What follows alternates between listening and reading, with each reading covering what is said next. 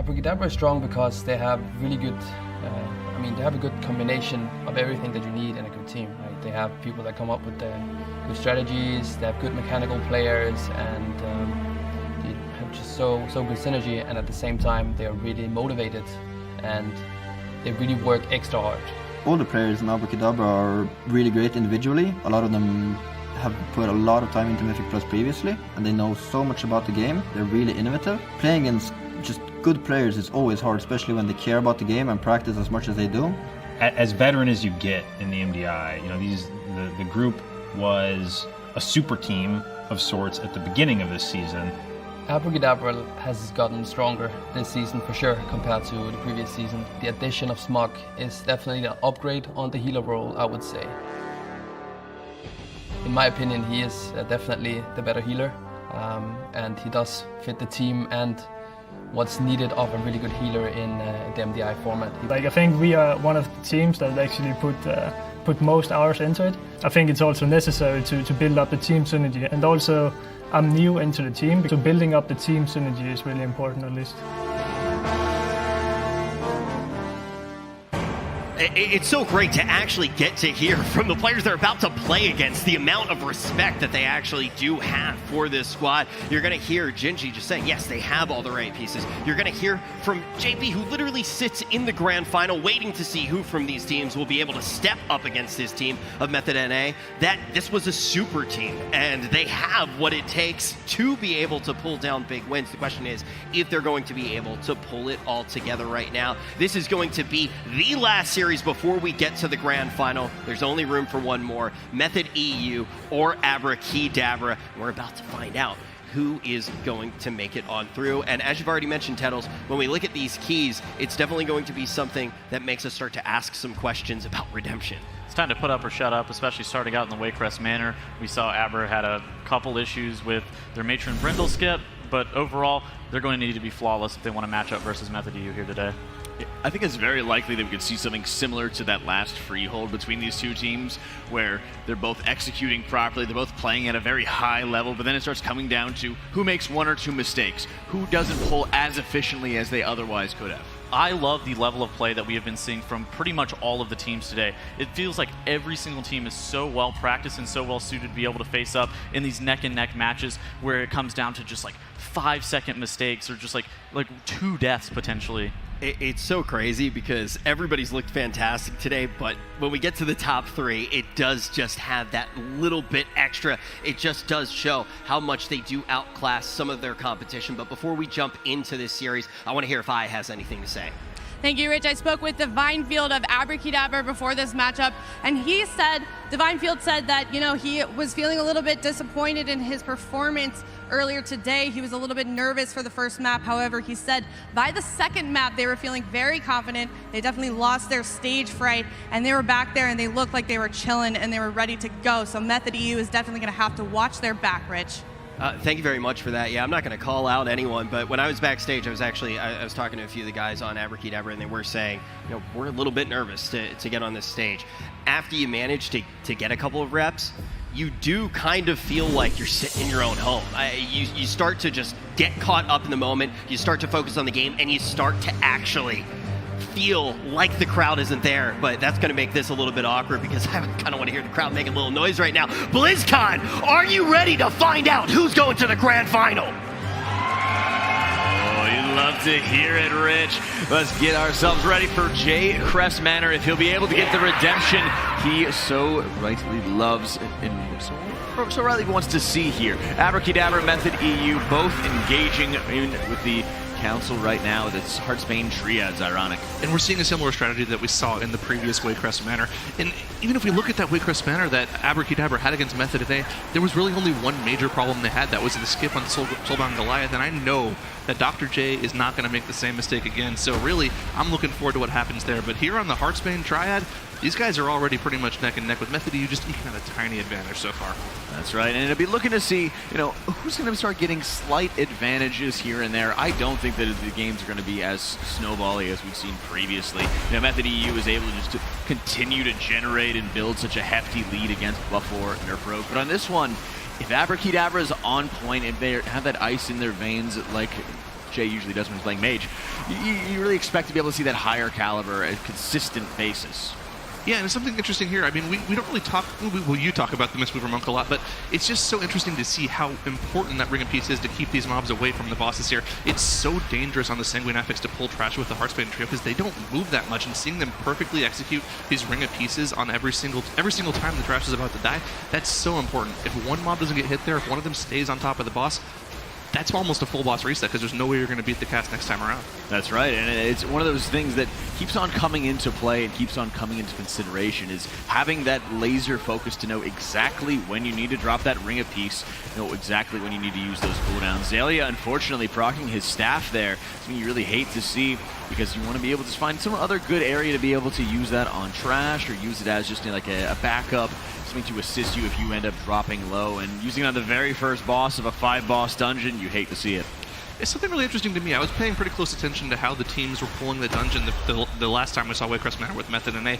They pulled a little bit of extra trash with the first boss, but it set them behind almost 20-25 seconds. We see both teams opting to go for just that 2% of trash, just one side of the room, whereas I think Method and A pulled both. So just seeing these teams have such similar strategies with just a little bit of a DPS advantage for Method EU is it's pretty crazy to see.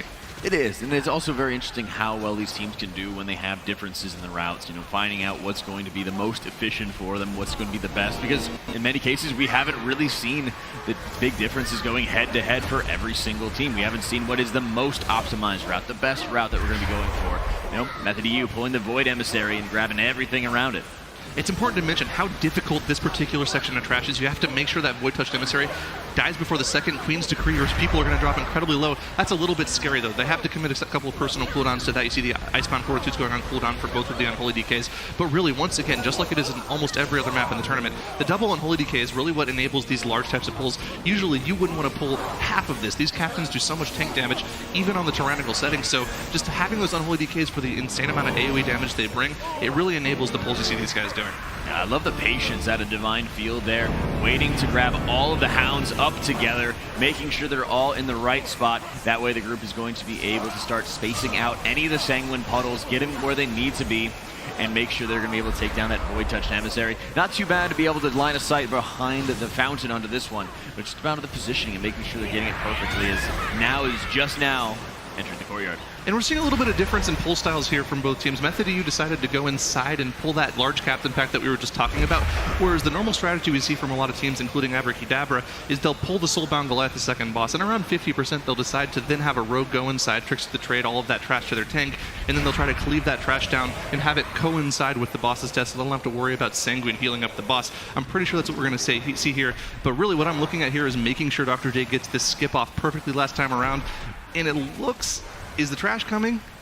It didn't. He got the skip off this time around. He got the vanish off. The trash stayed in place. Perfect execution from them. They don't have to worry about any yet this time around.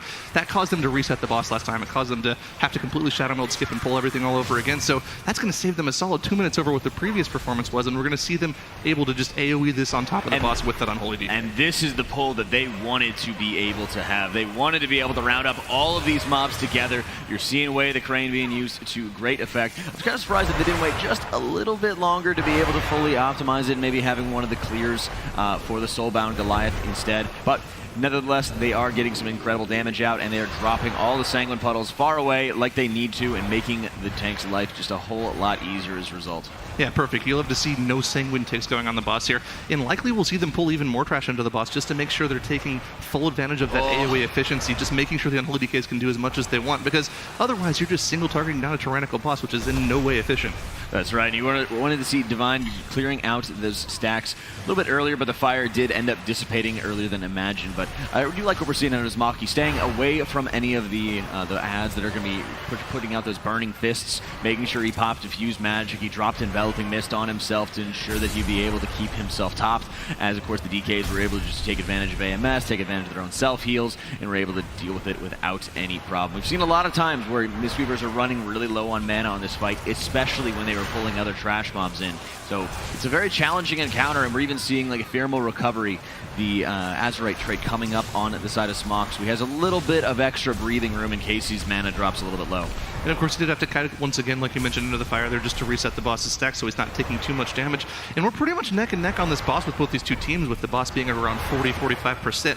But of course, Method EU has that little bit of an advantage. They've killed more trash because they decided to do that hallway pull first. And of course, just to remedy that, we see AbraKeyDabra getting another couple of mobs on top of the boss, which will get them closer to the mob count of Method EU. And of course, this will also help their single target damage a little bit. You know, they want to be stacking up the Festermite on the Unholy DKs.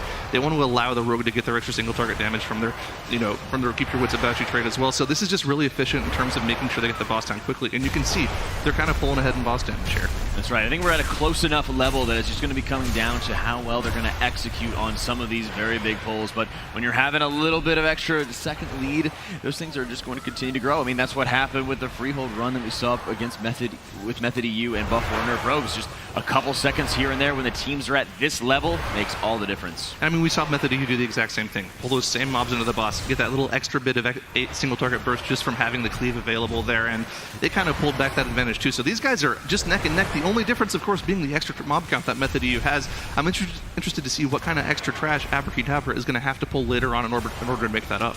That's right. We're seeing the last bit of Soulbound Goliath for both teams right now, as we were seeing Zamak just staying far away, getting into a nice comfortable position to be able to start topping everybody off. A lot of pressure being put onto a Shine, and I think he did catch a couple of those burning fists right there, but they got it recovered. We are seeing Soulbound Goliath going down for both teams as we're getting ourselves ready to go into Rawl's room. 9% difference in trash between both teams. No deaths for either of them. Yeah, and this is usually where we see those huge pulls being pulled right on top of Rawl. They don't have Bloodlust available, but they have the double and Holy DKs available to do that massive AoE burst, so we'll be able to see just how well they're able to deal with this. This is a huge pull here. I'm curious to see what we're going to see from the Unholy DKs here. I'd love to be able to see this. We are going to see a massive amount of DK damage sprouting up right now. Huge healing coming out of Zamak, and you know that he's going to love all the damage he's going to be able to get out of this one. They're running out of the room right now. They got to watch for that Enchanted Emissary, as they had to kind of stop DPS really quick so they wouldn't be getting hit by any of the spell reflects. But look at this room just filling up with Sanguine. It's causing the Rune Carver to still stay alive. The Etch Cast. Usually you don't want to get it at all, but Method EU on this side just having a full wipe as they entered the Hunter's room. They're not going to be able to sustain this one. Jinji getting frozen, now about to go down, and AbraKeyDabra, the door is now open for them.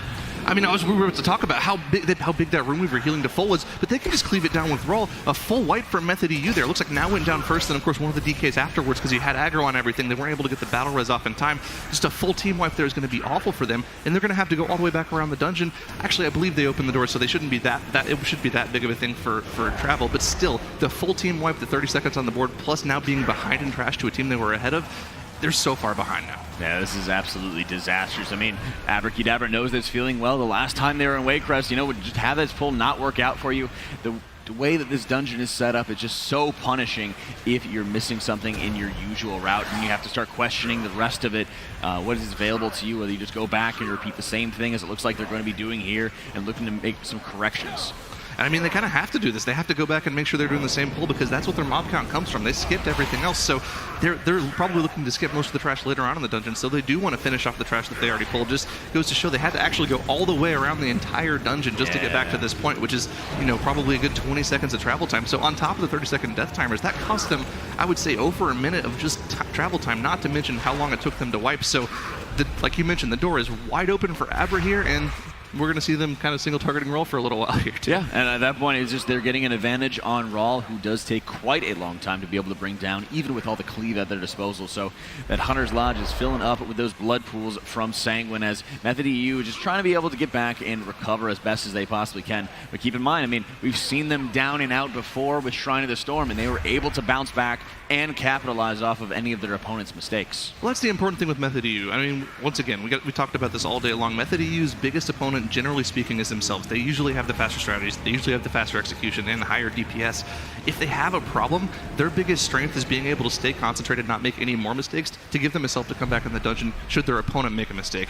Yeah, now let's watch Method EU as they're getting into Rawl's room right now with a very large pull. And again, we saw in a Method NA the control that they were able to have over Sanguine. Very curious to see how Method EU is going to be taking on. We're seeing that Ring of Peace coming out late. We saw previously the amount of kiting that's required to be able to get these mobs away. I really like now running out of melee once any of the AoEs are coming out from the boss. That way he's able to drop the Sanguine pools where he needs to, and then get back onto the boss to be able to bring get all that aggro back. So very important to watch the positioning onto this one, and might have a couple people taking some extra melee strikes from Raw, which is not too bad, just to make sure that Sanguine stays far away from this guy. Yeah, realistically, what you're looking to do here is just give yourself one opening so you can melee the boss, and you can see that's exactly what Now did there. They have one little sliver that they can attack the boss, and they will have to move when it does his frontals again, but honestly, in the grand scheme of things, making sure you get that AoE pull clean with no Sanguine healing is way more important than a little bit of extra boss damage. And you know what? The rogue will be able to hit the boss at pretty much any point, too, with those acrobatic strikes, so it's not that big of a deal for them. Yeah, it's tough to be able to optimize. It just goes to show how well both of these teams have practiced this setup and how successful it is making them throughout this run. And looking at the trash percentage right now, Method EU did have that big wipe, but they have all of their trash before they have to go downstairs into the basement, whereas AbraKeyDabra needs one more pull before they're able to get that with Dr. J at 2% HP. He doesn't proc cheat death, though.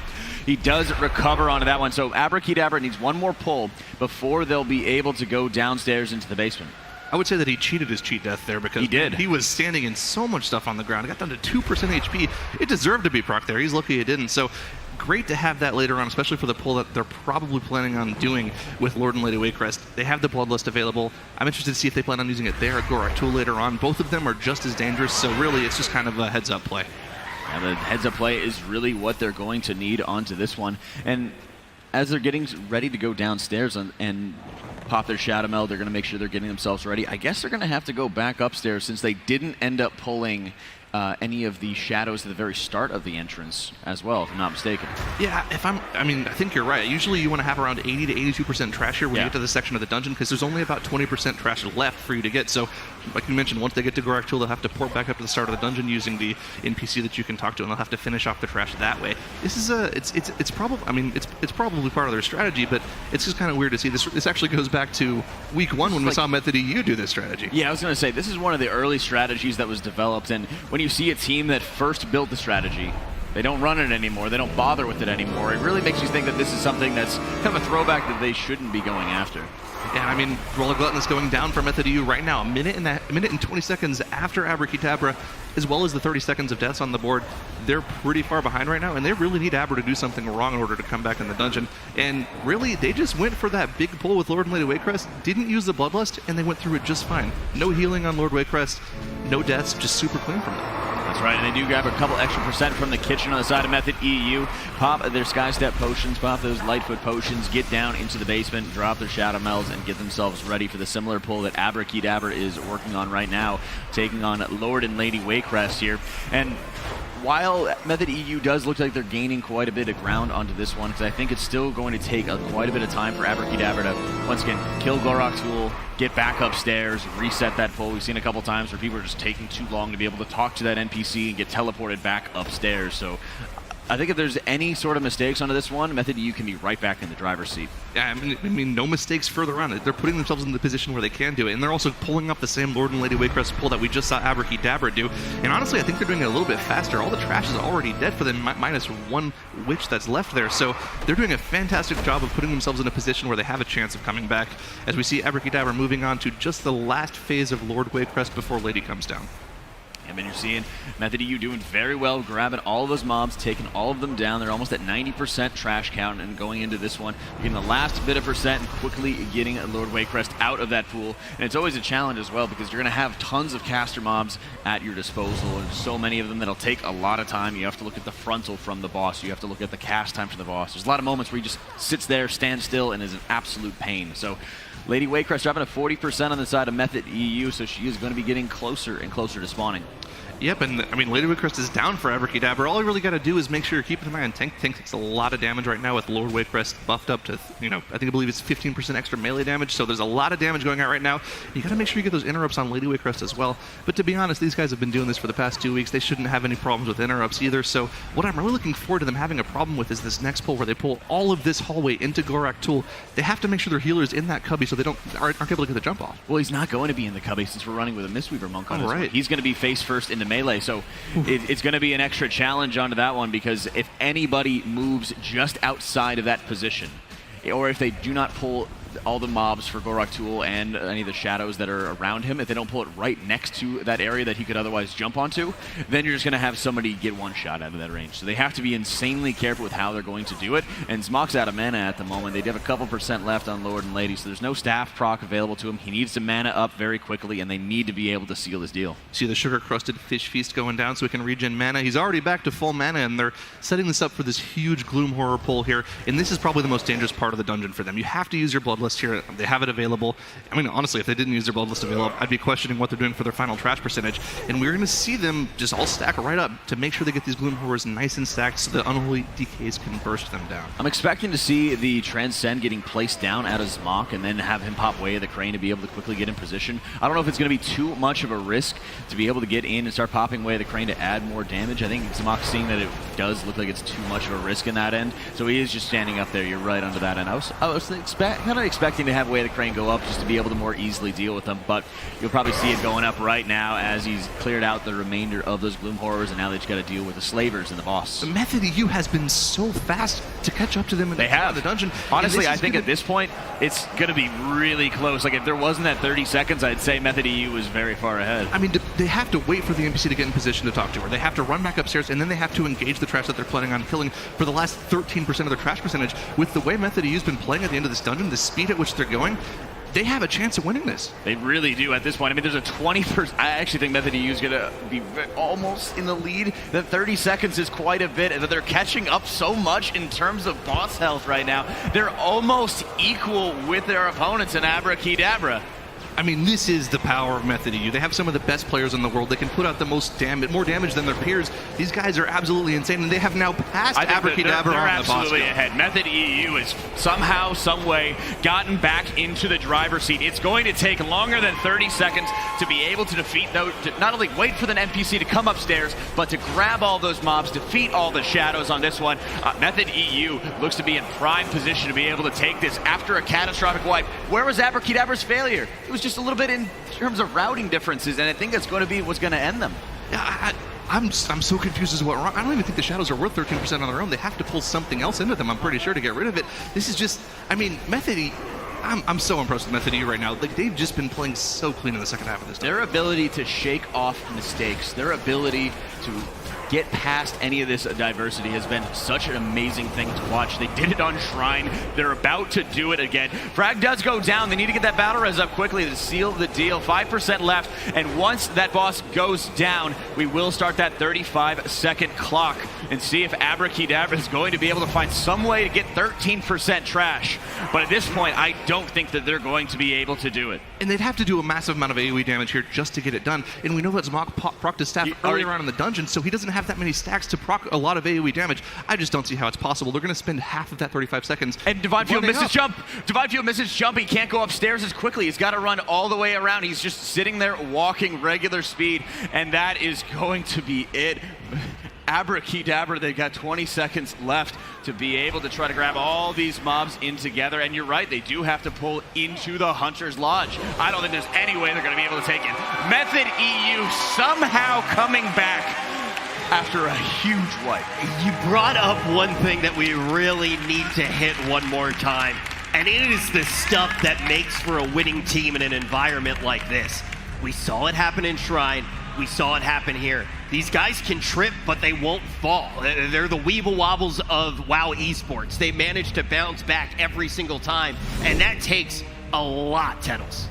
Man, the beginning of this dungeon was just the AbraKeyDabra show, especially after Method EU had those major mistakes, but I think it just comes down to their pathing. Overall, AbraKeyDabra's pathing, while it looked fine, it just wasn't like MDI tested. Method NA had something very similar.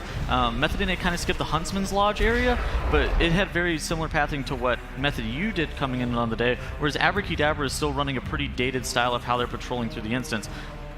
Just with the mistakes coming through Method EU, I thought AbraKeyDabra was basically going to just be given this win, but Method EU comes back and just like refuses to lose. They just pick back up where they left off, and they just somehow pull out the win in the series. This is one of those scenarios where you do actually look at Abra and you say, how are they going to fare well in a second map? This is one where you feel like they should be comfortable, but I really do want to quickly throw under the microscope the wipe that we did initially see. So initially, whenever that wipe actually came through, the pull was actually insane with how much they pulled. Whenever they actually do roll, you'll actually be able to see they run straight through the hallway, and then they get all of the trash inside of the Huntsman's Lodge area as well. They end up lining it on the corner, as you're going to see here in just a couple seconds. They line it on the corner. They get a really, really poorly timed Quake. Now ends up going down due to just the raw amount of trash that they're actually pulling, plus that Quaking. He may have actually been stacked on by a few other members. Of course, that Quaking does percentage health damage, and basically once Now goes down, even though they do have a battle rest for him, there's really no recovering it here. He's just going to die. It's really hard to do a pull of this size, especially in the Sanguine environment. They almost had it completely done, but just a few issues at the very end. We've seen time and time again in this Huntsman's Lodge, if somebody's going to miss that Serpent Sting, if they're not getting the line of sight off and they're not getting any of the crowd controls onto it, it's just absolutely debilitating. And second tries that Charm, and they were able to eke out that victory. I don't even want to say eke out that victory. They crushed that victory somehow. It's so incredible to see a team able to bounce back, right? And it's not something that you see a team do once often in a tournament, let alone twice in the same day. So when you are looking at Method EU, you have to start asking questions about how do you beat a team that is this consistent and also has a contingency plan, because they are just in the driver's seat.